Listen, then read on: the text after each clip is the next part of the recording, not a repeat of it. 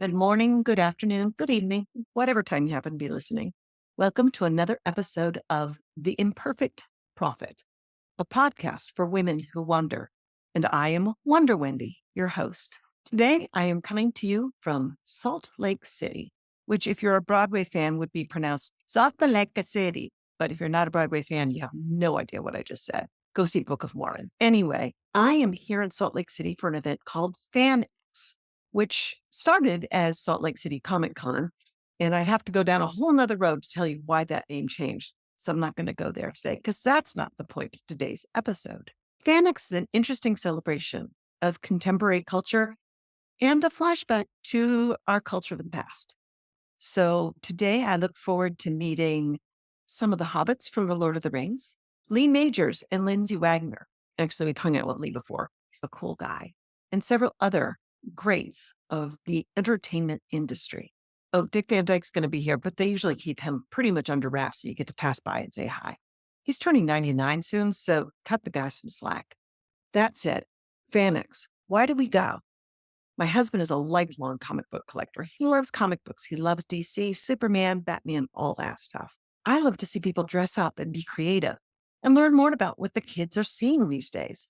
Like I said, it's looking forward.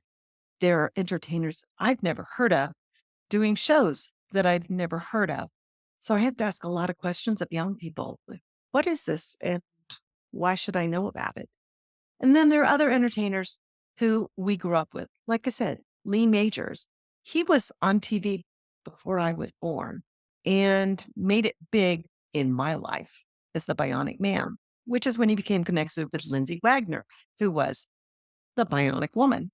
Actually, he was the $6 million man. She was the Bionic Woman. I think she actually cost more because women are the beta test. Anyway, I'm here for this convention and I'm looking forward and I'm looking back, which is I'm not going to say get older, as we age, we do a lot. Now, it's not unique to getting to be a certain age. I remember my youngest daughter would say, back when I was little, now she said that the sage age of 5 or 6, she'd be recanting these stories of her youth.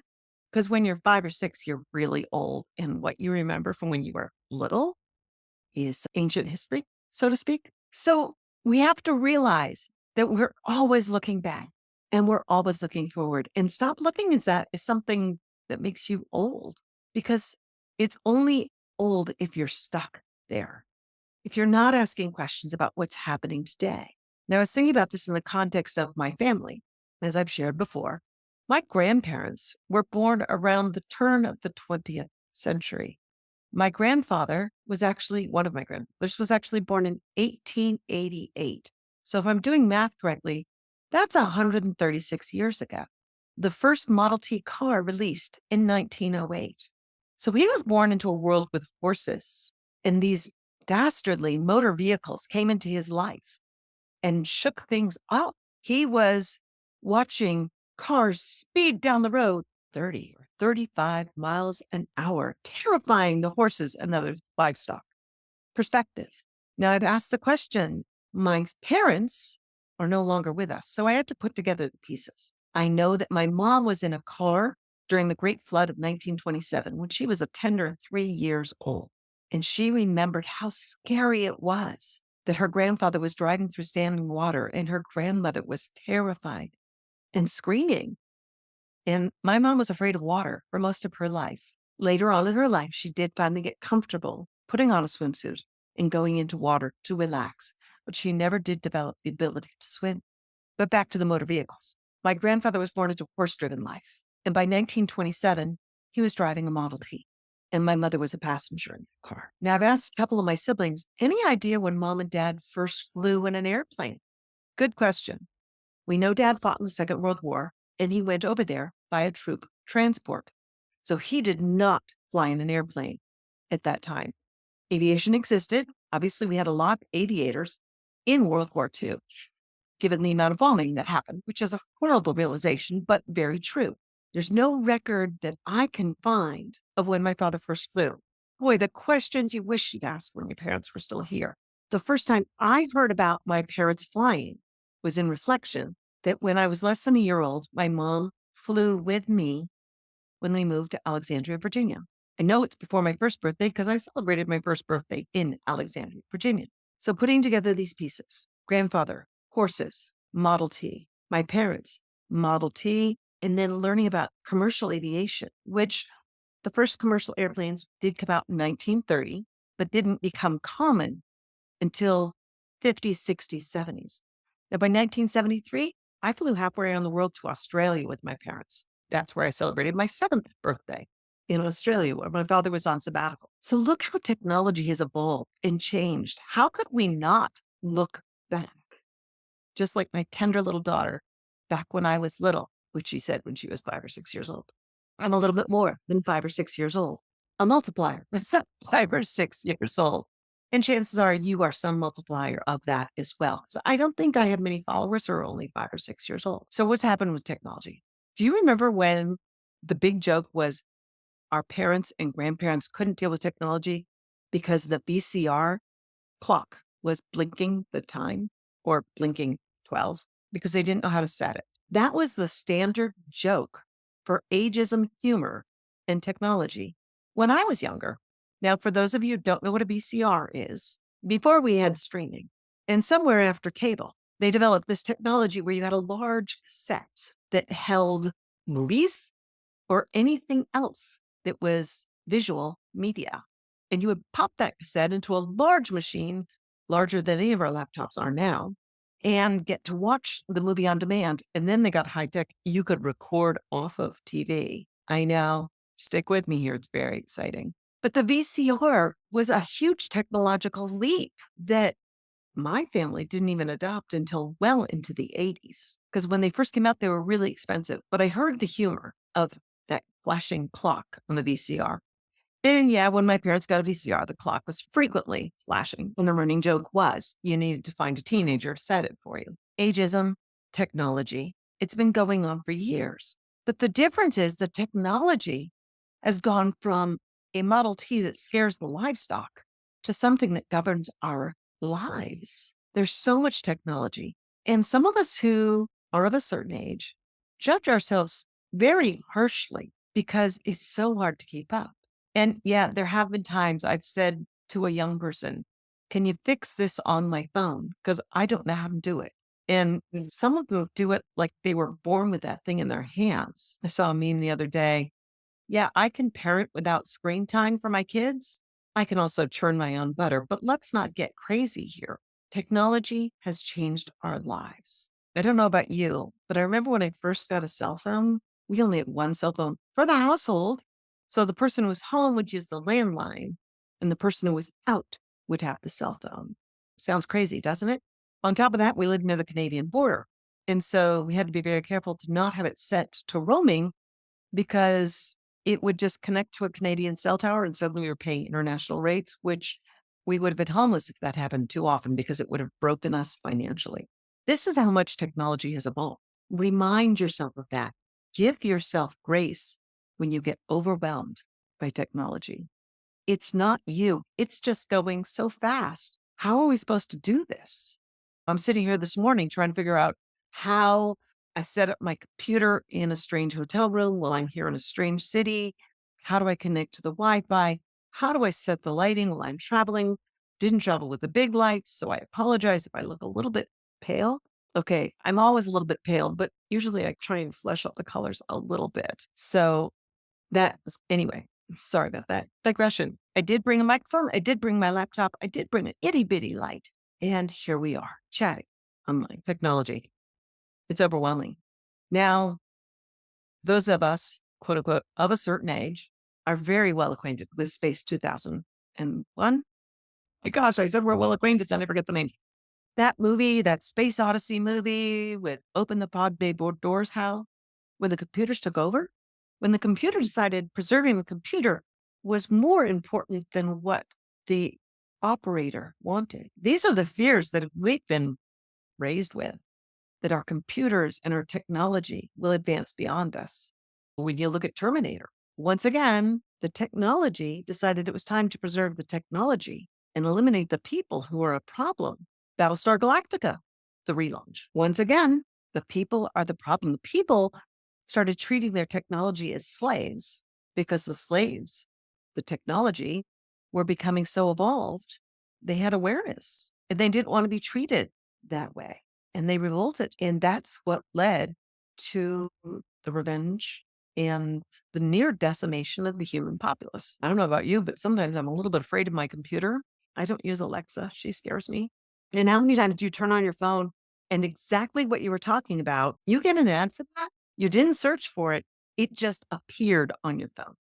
Yeah, we have a right to be paranoid because we were raised to be paranoid. Oh, wait, that wasn't the theme of today's show. Today's show, it's talking about reflections and looking forward.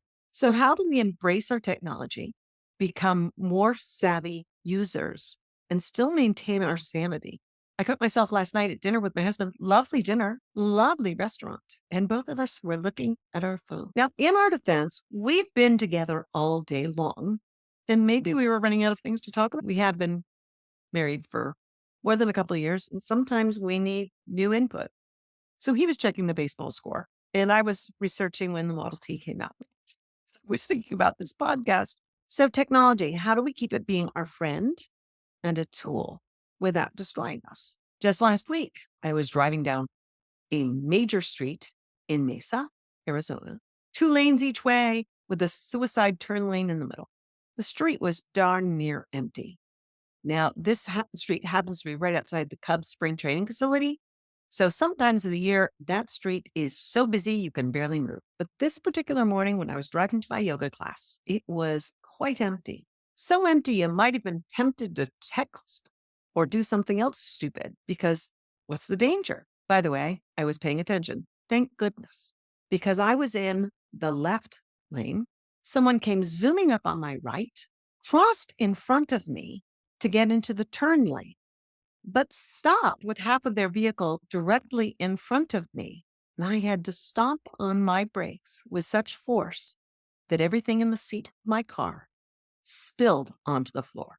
And I discovered things that had been lost in the crevice between the seats for at least a year. My heart was pounding in my chest, and I looked behind me, and the car behind me was equally surprised and had to swerve into the suicide lane, the turn lane, whatever you choose to call it, to avoid rear-ending me. If all the drivers, the two behind drivers, had not been paying attention, we would have smashed into that front vehicle, and my car would have been an accordion between those two vehicles. Thank goodness for alert drivers. Thank goodness for not driving distracted, right? And I tend to go, why would somebody do that? My heart is racing. My heart is pounding. They drive away. There's no harm. And I refuse to chase somebody down to start an argument because I've seen that movie and I've seen people get into really aggressive fights over things that shouldn't be fights. See earlier episodes, being a good human being. And I drove to yoga, which was only a couple more blocks. And when I got to yoga, got out of the car, still shaking. Like, I am so grateful I'm going into yoga because this is going to bring my heart rate back to a normal place and maybe let my brain get realigned. One of the advantages of doing lots of yoga. But I ran into a classmate in the parking lot and I said, "Did you happen to see that?" They didn't. They were actually coming out of class. So they hadn't been on the roads. And I related what had happened. And they looked at me and said, "I blame Google." "You blame Google for a near car accident?" I said, "Yes, because people are so in tune with Google saying turn left now that they forget to look around and gauge whether it's safe to turn left now, or even consider driving to the next light and doing a U-turn.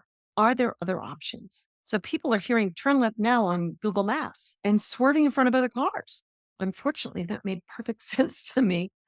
And I realized that technology, well, it should be our friend, could be our demise if we're not really careful about how we use it and when we use it. This balancing act, we as an older generation occasionally want to put it away. Forget it. It's not worth it. But I'll be honest with you, it is a lot easier to have Google Maps now or whatever map system you use because I know there are Waze fans, there are all sorts of map programs out there. But I don't know about you. I remember traveling with a triptych and driving hours and hours. Oh, for those of you who don't know what a triptych is, back in the olden days, the 90s into the early 2000s, you were taking a road trip.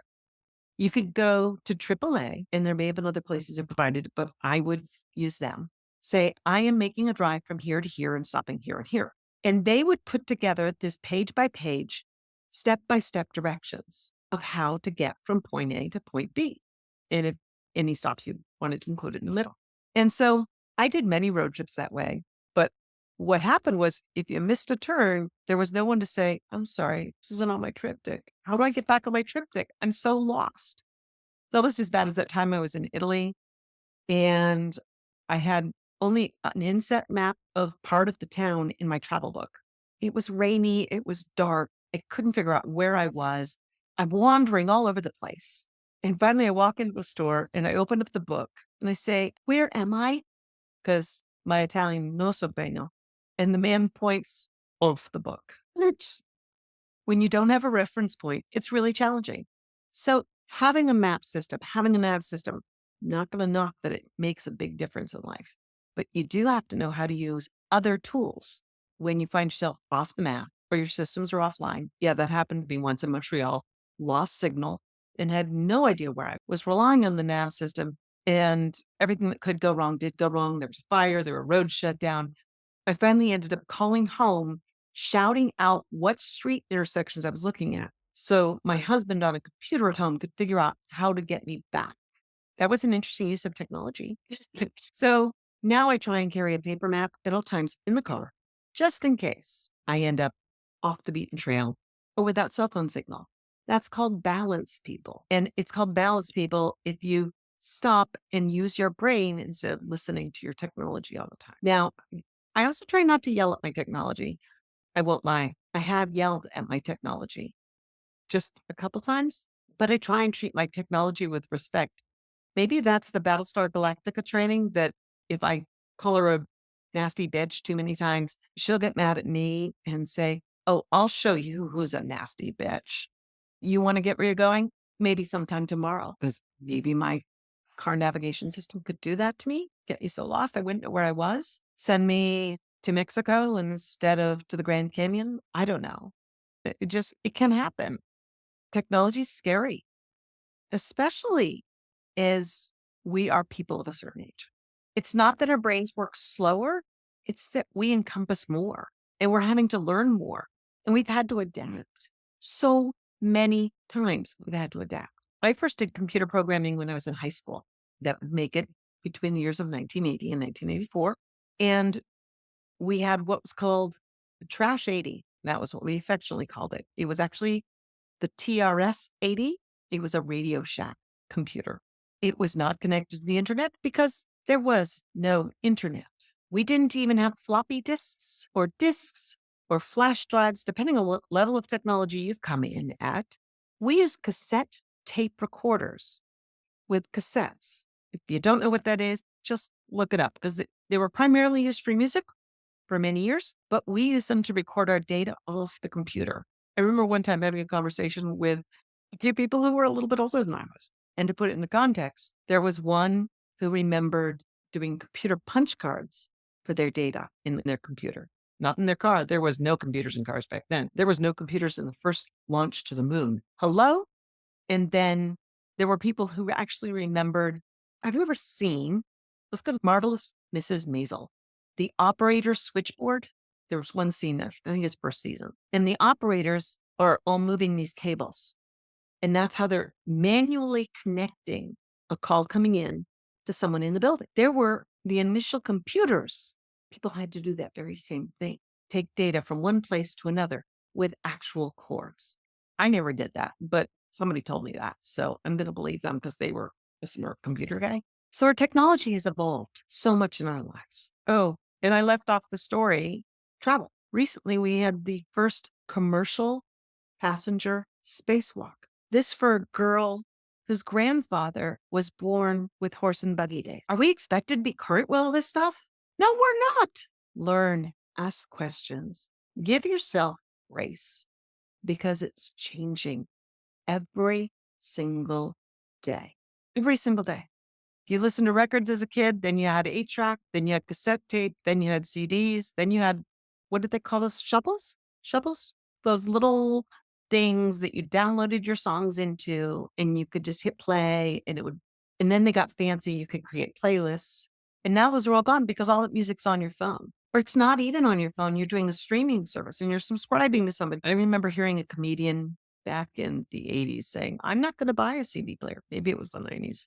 I'm not going to buy a CD player until somebody writes me a note that this is it. We're done. Because she was quite certain that the people wandering the streets muttering to themselves had bought 8-track. I'm not going to explain 8-track. If you don't know what it is, look it up. I didn't have a lot of experience with it. I never owned an 8-track. They did put them in some cars, though. It was another music source. People who bought 8-track are friends of the people who bought Betamax, which was another VCR that didn't survive much. And Beta lost and VHS won. Yeah, we've seen a lot in our lives. Give yourself grace. You're not expected to be a master programmer. You're not expected to know how to make it all work. This life is challenging, but look forward and look back. Enjoy your happy memories. Don't live in them because they can overwhelm you. But it can also be overwhelming to try and understand every new technological thing that comes down the block. We shouldn't be expected to know that. And with that, I think I might go get changed because I'm not going to wear all black to a con. Why would I do that? And go say hi to Lee Majors. Or maybe I'll go meet a young celebrity that I've never heard of before and ask them to teach me why the kids are lining up and paying so much money just to meet them. It's okay to learn. As a matter of fact, it's essential to learn if you're going to be a bucket lister. And we'll bring it all back. To live the bucket list life, you have to value what you know and embrace the future, all with grace. Oh, and remember the advanced yoga move? Corners of the lips up. It's called a smile, and a lot of grace will get you through the world. So until next week, have a wonderful day. Live a life full of wonder. Look for wonder in everything. Try and find the positive points, even when somebody cuts you off because they're not a nice person who's listening to their nav system and nearly killing you. It's okay. These things happen. Pay attention to your driving and have a wonderful day.